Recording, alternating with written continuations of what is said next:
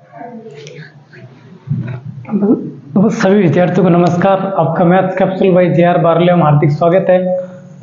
तो दोस्तों हम पढ़ रहे बेसिक मैथ, ठीक है। और बेसिक मैथ के अंदर आज का टॉपिक रहेगा अब अभाज्य गुणनखंड विधि से वर्गमूल निकालना, है ना, स्क्वायर रूट निकालना। ये भी एक बड़ा बेसिक मेथड है, ठीक है। और इम्पोर्टेंट फैक्ट है, ये टॉपिक कह सकते हैं।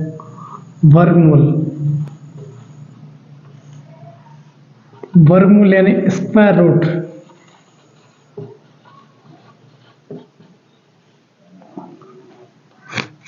वर्गमूल यानी स्क्वायर रूट निकालना।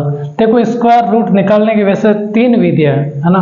पहली विधि ये है स्क्वायर रूट निकालने की, वर्गमूल निकालने की अभाज्य गुणनखंड विधि द्वारा वर्गमूल निकाल सकते हैं। दूसरी विधि है भाग विधि से निकाल सकते हैं वर्गमूल। तीसरी है अनुमान से भी हम वर्गमूल निकाल सकते हैं, ना। तो तीन विधियां। तो आज हम पहली विधि की बात करेंगे, अभाज्य गुणनखंड विधि। अभाज्य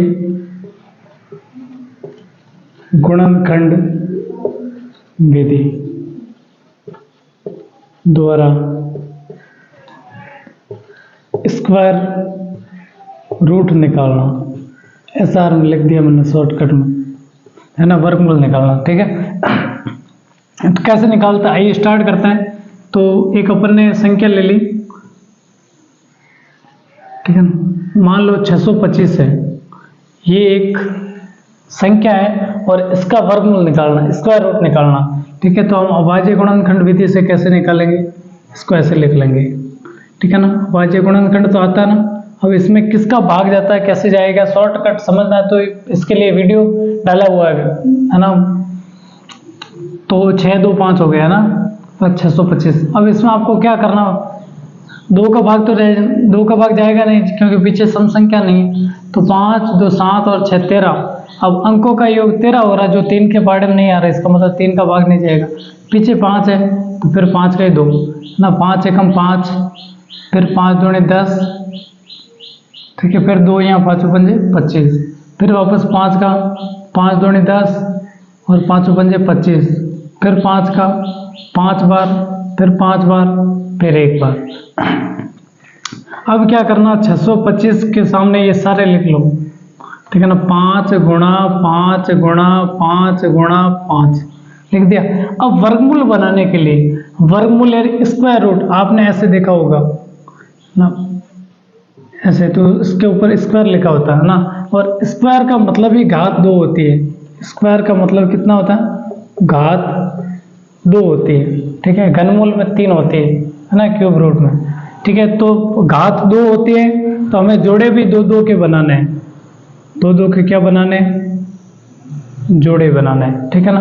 अब प्रत्येक जोड़े में से एक एक अंक लिखना। 1 5 इसमें से लिखा 5 गुणा 1 5 इसमें से लिखा 5 और 5 हो गया, ठीक है ना।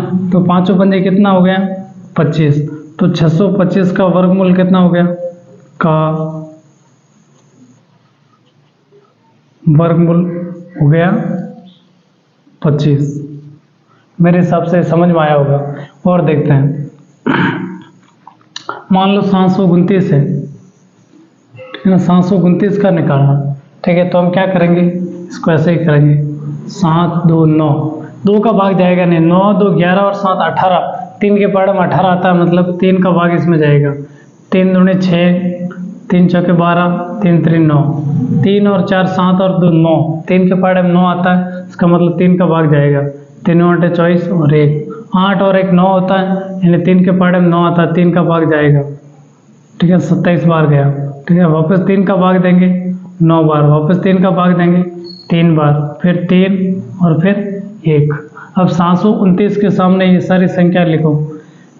ये कितने, 1 2 3 4 5 6, 1 2 3 4 5 6। अब 2 2 के जोड़े बनाओ, 1 जोड़ा 2 जोड़ा और ये 3 जोड़ा, है ना। तो 729 का वर्गमूल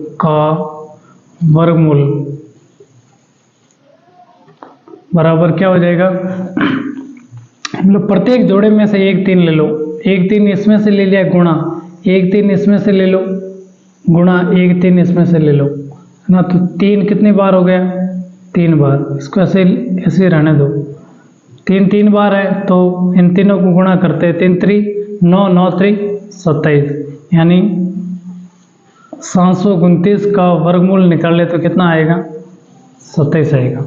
ठीक है ना, ये थी आज की सबसे शॉर्ट क्लास। ठीक है, कि अभाज्य गुणनखंड विधि से वर्गमूल कैसे निकालते हैं। आई होप कि आपको वीडियो समझ में आया होगा और क्लास अच्छी लगी होगी। ठीक है, तो आज के लिए बस इतना ही, मिलते हैं अगले वीडियो में, तब तक के लिए धन्यवाद।